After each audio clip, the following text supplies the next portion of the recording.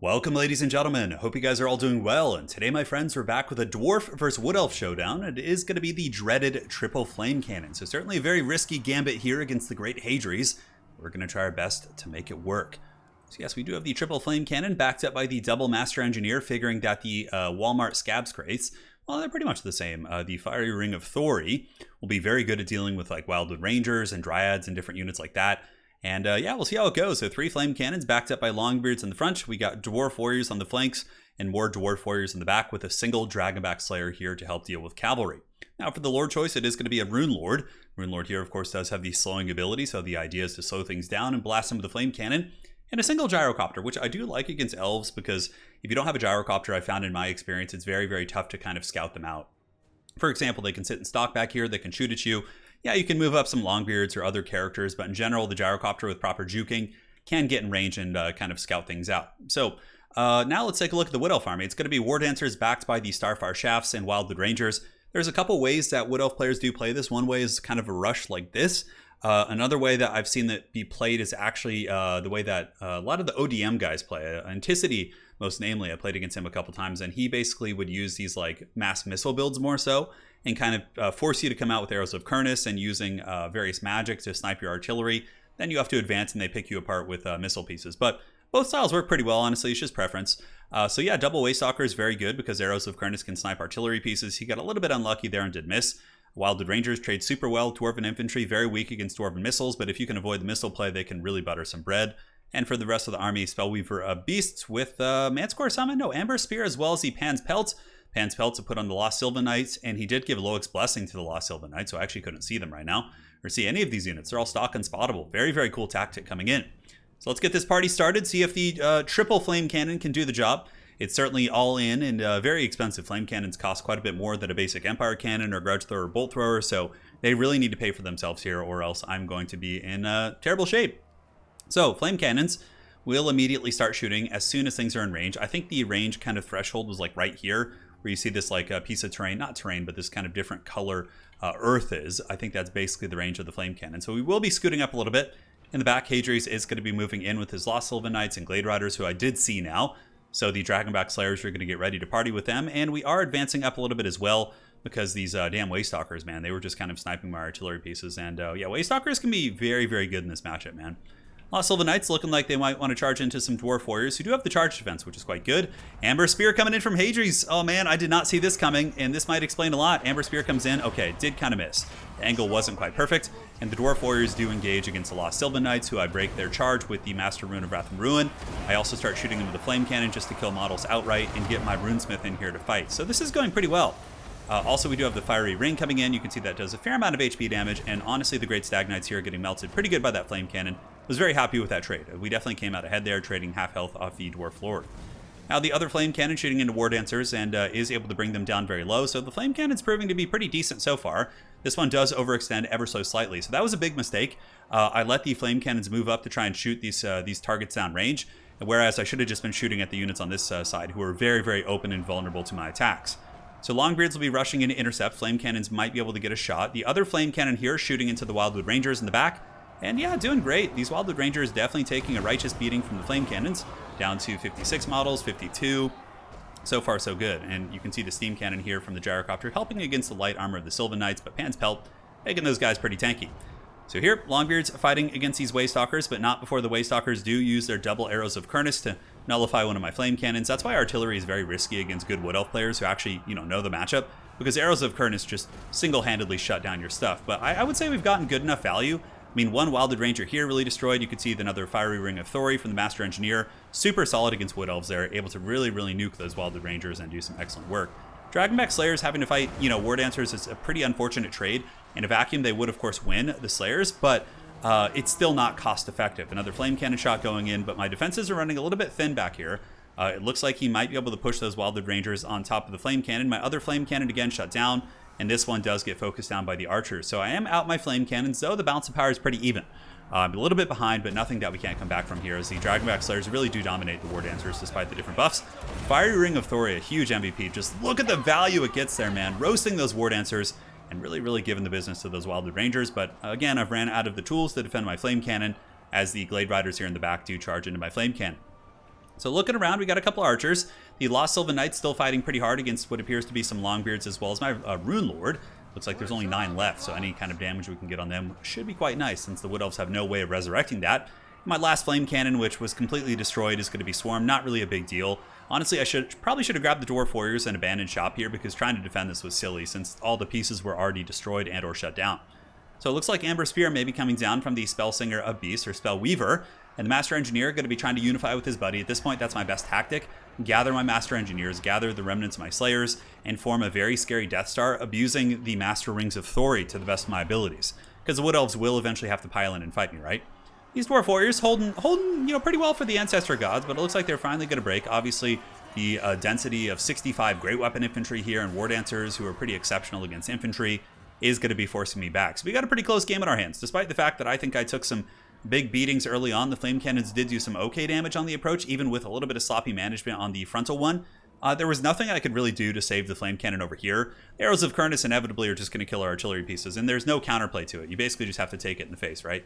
So, I mean, of course you could kill them. That's one way to counterplay it, but there's not like a dodge. I mean, you can drop the crews, but ultimately, like, with so much going on, it's going to be a very tough thing to do. So Rune Lord and the Master Engineer fighting here. Fiery Ring of Thori coming in. And Hadri's, again, does an excellent job of dodging that. I don't know if that was... I think that was intentional. He must have seen it coming and did dodge that. And now the Wildwood Rangers are piling in. So I was kind of kicking myself a little bit for using that before the Wildwood Rangers get in here. The other Master Engineer jumping in as well. But this Fiery Ring from the other Engineer should do really good damage as it tears through those units. And does a little bit more against the War Dancers, who, of course, are lighter armored. It's not as good as Scab's Graith in my experience, but it's not terrible either. So Spellweaver, a beast charging in, but the Master Engineer able to fend off the Spellweaver. He's pretty good in combat in terms of his armor and durability, so he's able to take that low AP damage no problem. And now the Gyro Bomber's going to be jumping in for a second. I was just trying to get some shock damage on the War Dancers to break them off to allow my characters to stabilize, because my Rune Lord was very damaged here. And here comes the Spellweaver once again charging into my Master Engineer, while my Slayers do return from their mass exodus. So when the Slayers get back in here, going to give me some tools for sure. It could potentially break the formation. I think the Wood Elves are about to run out of ammunition too, but one thing I was not kind of aware of is that the 2 Way Stalkers are still online and still pretty healthy. And they're pretty good duelists. 55, 45, 325, far better stats than the Master Engineers. Master Engineers do have the advantage of having armor, but Way Stalkers actually do have the duelist trait, which means they pretty much don't do much splash attack damage, but they do pretty good damage against single target. So the Master Engineers here fighting against the Wildwood Rangers, so too is the Rune Lord. And the Dragonback Slayers trying to make their way back in, but Hadri's a very savvy veteran here, going to be using all of his ammunition to take out the Slayers, which is hands down the best choice. Trying to save the Rune Lord, he's at 0 leadership at 3, just barely holding in this fight. And yeah, nice intercept here as well. So the Glade Riders moving in to intercept the Slayers. Of course, the Slayers will beat the brakes off them, but that was a very good idea, because had the Slayers gotten a sooner rear charge with the higher model count on the back of these guys, would have been huge. Fiery Ring going down once again, tearing through the Wildwood Rangers. Massive value for sure. Bounce of Power, not point of no return quite yet, but you can see here we're probably going to be able to break this pocket, which will be quite nice. The Way Stalkers, the double Legolas Goon Squad on its way back in. It's certainly going to be quite tricky to deal with, as the Rune Lord and the Master Engineer scrap hard, shattering the Wildwood Rangers. Pretty good for sure. We even have 17 Slayers left. So now I pull out my long rifles with my Master Engineers, and we're going to be starting to shoot here at the Spellweaver. So they get their rifles out. They drop a nice little shot there. Arrow of Kurnus coming in does knock over my my Dwarves and does a little bit of damage, but the Rune Lord should be able to karate kick the Spellweaver.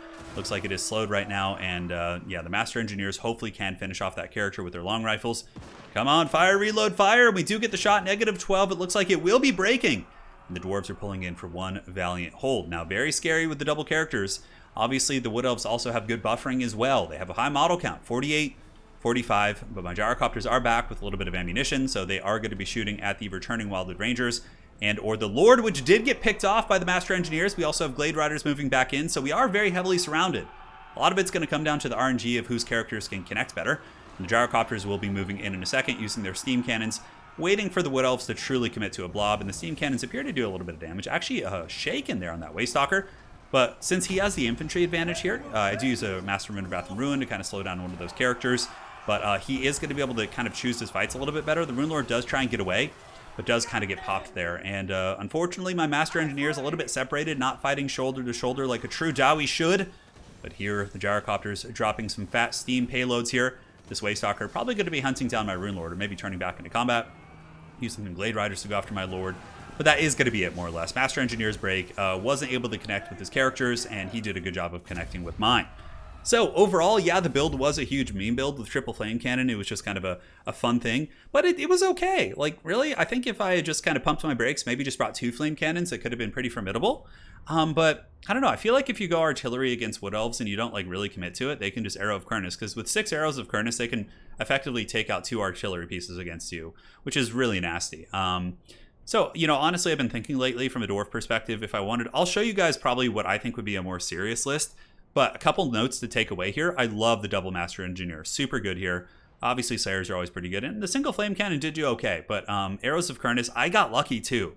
In the first volley, he shot me with 2 arrows and it didn't kill a single artillery piece. The second time around, it killed the entire unit, basically. So, yeah, I got a little bit lucky. Like, that could have been worse for me too with the triple Flame Cannon. I was really hoping he wouldn't bring Waystalkers, but pretty much every, you know, one who knows how to play Wood Elves against Dwarves is going to bring one. So, you know, I guess you can't really bank on that fact. Yeah, I liked his build. I thought it was cool. The Lost Sylvan Knights took a lot of resources to kill, even though they didn't pay for themselves. So I thought that was kind of a cool inclusion as well. But I did have magic damage. Now, well played again to Hadries. Let's go ahead and jump on over here.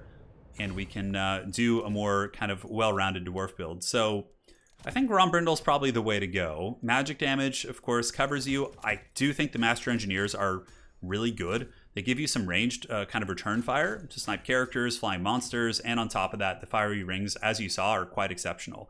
As far as infantry go, I think I probably needed some more blasting charges. They're a huge deterrent against Wood Elves. Very, very strong. Basic Longbeards, of course, are great here, so just bring like 4 of those.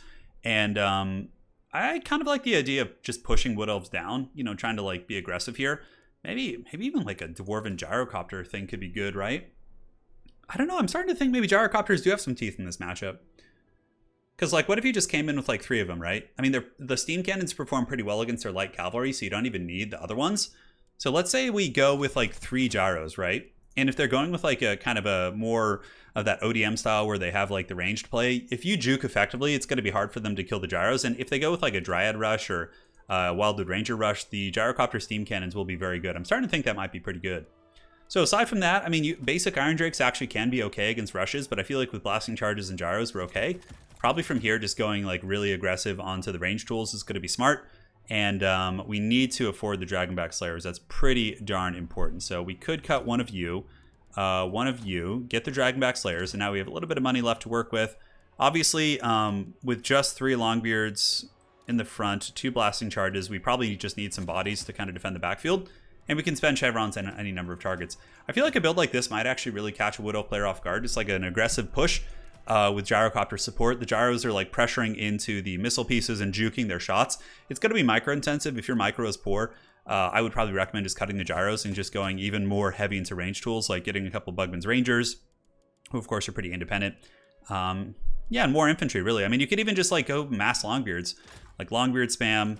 But you do need something to kill the Wildwood Rangers, so the blasting charges would really, you know, have to carry pretty hard there. I mean, you could even mix in like a couple Iron Drakes like this to effectively deal with rushes. There's a lot of cool ways you can actually go about it for the Dwarves. Anyways, hopefully you guys enjoyed that game plus the theory crafting, and we'll see you guys next time. Take care.